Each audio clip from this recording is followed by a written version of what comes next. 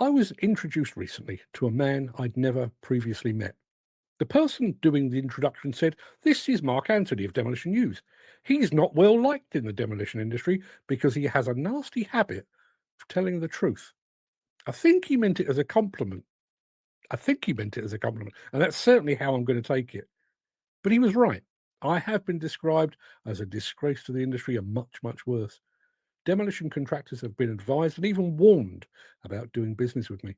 I've been barred from industry events, and I no longer receive communications from many of those that purport to represent the industry, even though Demolition News is far and away the biggest demolition media outlet in the entire world. As a result, I'm an outcast, a pariah. But let me let you in on a little secret. Across the span of more than 36 years as a professional journalist, I've been threatened with legal action 4 times. None of those cases ever proceeded because while my words may have caused discomfort, upset, outrage, and offence, they were always factual. Believe me when I tell you that I plan my words, sentences, and paragraphs every bit as meticulously as people plan demolition projects. Where we differ, however, is that demolition contractors receive complaints when they've done something wrong. They've caused too much noise, dust, or vibration. They've suffered an unplanned or uncontrolled collapse. They've had an injury or fatality on their site.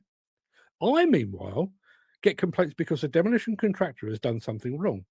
They've caused too much noise, dust, or vibration. They've suffered an unplanned or uncontrolled collapse. They've had an injury or fatality on their site, and I've reported on it.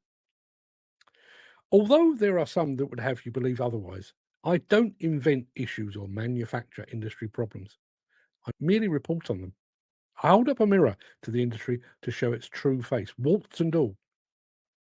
And if, as is often the case, the industry doesn't like what it sees, it shouldn't be blaming the mirror or the person holding it.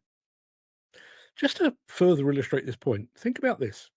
If I report on the introduction of a new demolition machine or a demolition attachment, no one ever accuses me of making it up, of accentuating the negatives, of playing fast and loose with the facts in pursuit of online fame and virality.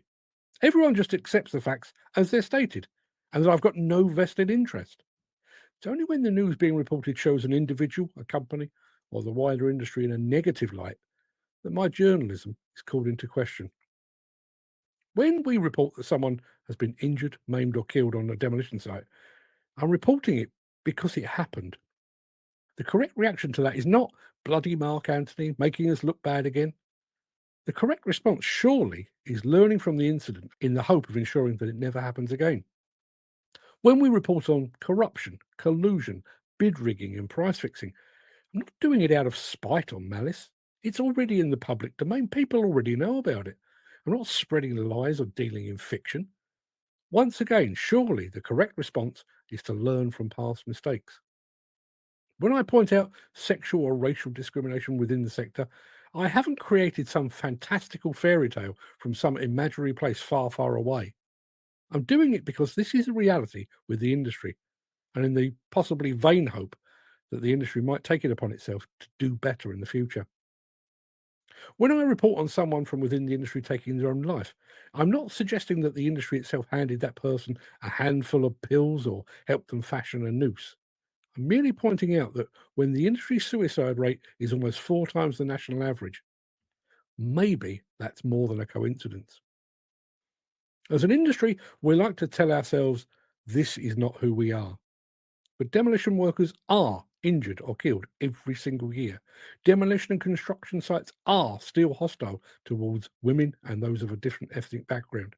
And while the CMA investigation brought it out into the open, the corruption it revealed had been a poorly kept secret within the industry for decades. We might prefer not to see it, we might prefer not to acknowledge it, but this is who we are. This is precisely who we are. The first step in solving any problem is recognizing that there is one. The global demolition industry isn't pink and fluffy. It doesn't exist in some parallel universe of pure positivity in which no one ever dies, is ever hurt, and where everyone is treated as an equal. And if the industry thinks it is, it really needs to look a bit harder and a bit longer into that mirror I'm holding.